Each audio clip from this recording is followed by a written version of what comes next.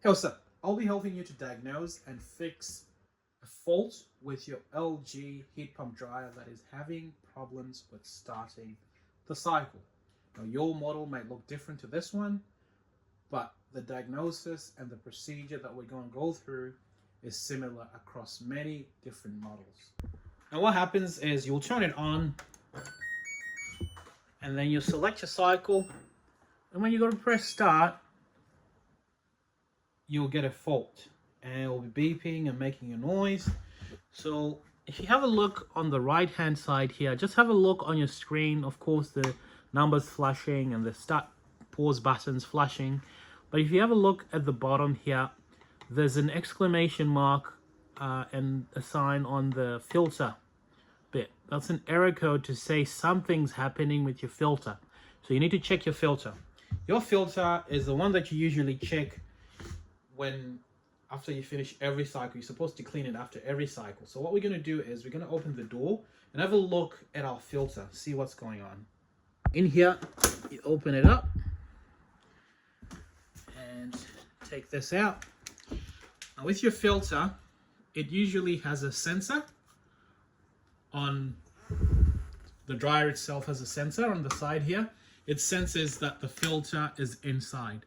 Now with this code, there's a magnet that's usually here that is missing from this one.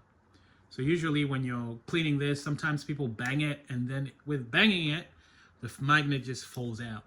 And that's what creates this fault. So be careful when you're cleaning these. Don't bang them out because that will ruin it.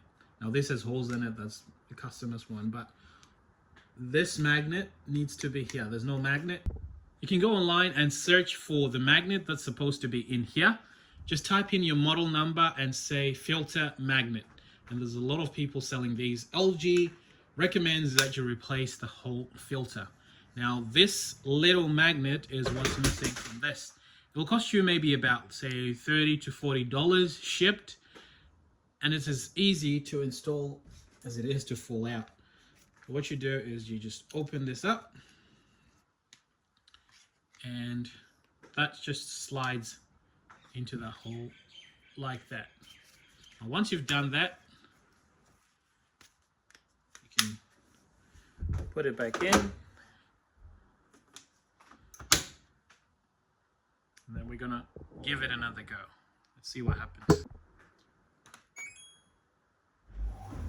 There we go.